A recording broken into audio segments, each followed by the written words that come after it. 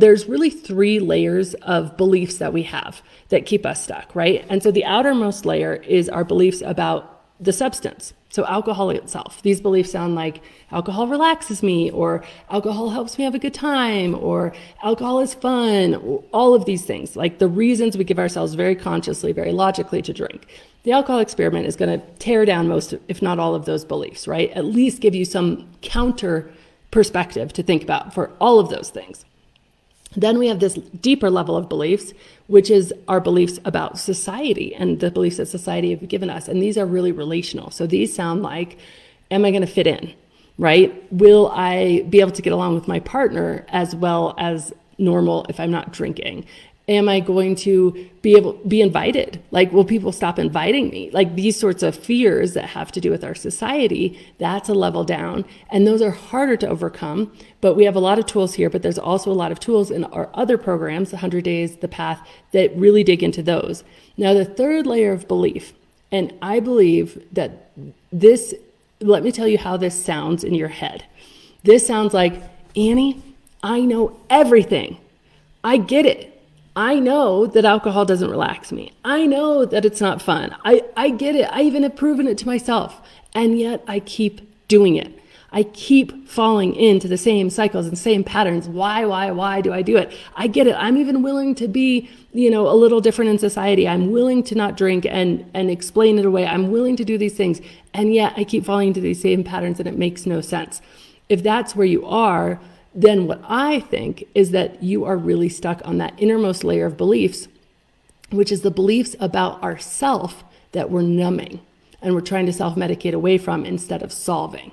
So those for me sounded like, I'm not strong enough to get through the day if I, don't have my wine to look forward to at night, or I can't balance everything without this. I believe that alcohol was literally the duct tape that was keeping my whole life together. And so those beliefs sounded so much about my worthiness, about my strength, about my capability. They were very much centered on me, on self.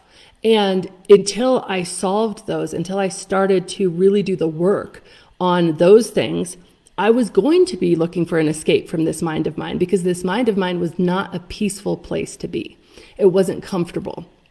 And so I was always looking for self-medication. And even if I stopped drinking, I'd start smoking pot, or I'd, start overeating, or I'd do something else. So I'd take breaks from alcohol, replace it quickly with something else, and then come back and, still be in the same situation.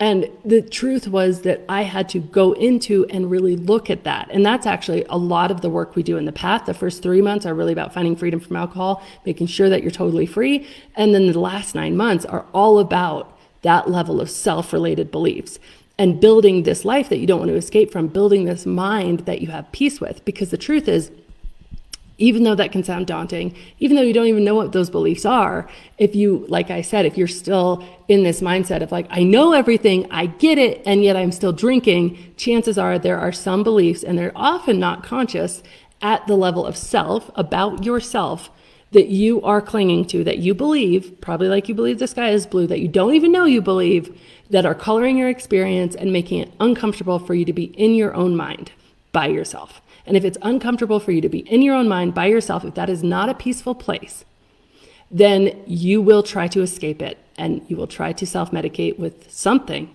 to escape it.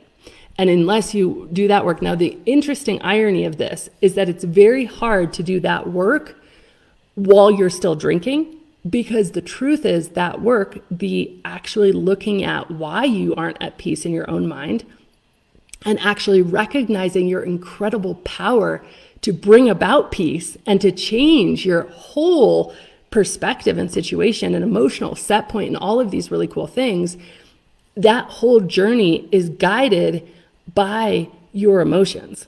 And when you're numbing your emotions, you're not allowing to surface the points that are actually saying, hey, look at me. There's something here. There's some belief that you have that's not serving you, that's really hurting you, that's holding you back, that's making you uncomfortable. That's, and if you don't look at those emotions, or you're numbing those emotions with the substance, it's very difficult to do that work. So it's important to at least have some time alcohol free. Then all these emotions bubble up. You're living wide awake. You're living naked, if you will. And man, if you aren't in an environment that's comfortable, it can be really painful and you can just slide back into drinking. And that's because you have one tool to self-medicate away from the fact it's not peaceful inside your own head, and that tool has been alcohol.